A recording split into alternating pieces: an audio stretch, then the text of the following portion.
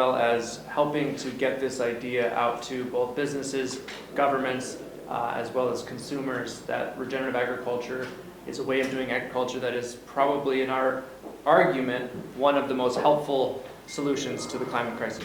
Because I do think in addressing climate change, we have the chance to address a lot of the conflict and threats that we face, as well as the environmental threats. And I might just give a few thoughts on that if I can. We are not addressing climate change for real.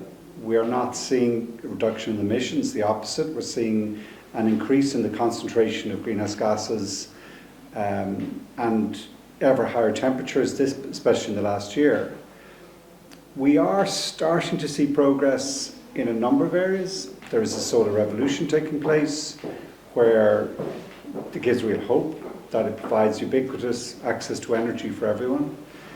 There is also a switch in some technologies, battery technology, electric vehicles, that is really starting to scale up and will reduce emissions. But in a number of areas, three I would point out, it's not working. Firstly, in agriculture, to set it up for you, Finian, it's an area where is not really part of the international climate negotiations yet. Everyone recognises it's a very significant contributor, probably the most complex and challenging and difficult to address, because the exact mechanisms of land use emissions, storing, and the source of emissions from land use is very complex. And we say climate change is causing flooding. Climate change is causing drought. Ladies and gentlemen, broken soil is causing drought and climate change, drought and flooding way more than climate change, or what we call too much CO2 in the atmosphere. The destruction of our natural world and climate change. It's a risk for people in China, it's a risk for people in the US, it's a risk for people in Europe, it's a risk for people in Africa.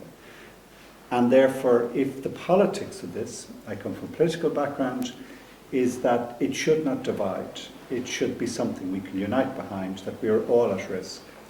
And critically, every single place has to be part of the change. Every single place has to be part of the regeneration.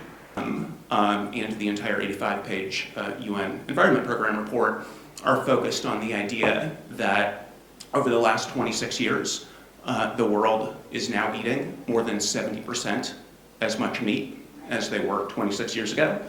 We've got 26 years to the year 2050. There have been 11 peer-review articles about how much meat is going to be consumed. The lowest prediction is 62% more. Of those 11, they mostly hover at about double. That is almost all industrial animal meat. So we need a full range of solutions to solve climate.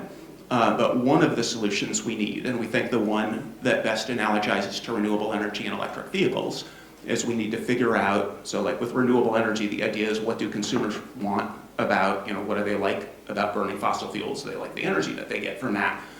We need renewables to replace fossil fuels, or with electric vehicles. What do consumers like about gas-powered cars? We need to figure that out, and we need to produce cars, electric vehicles. Here, there seems to be something programmed in human beings that we really like to eat meat.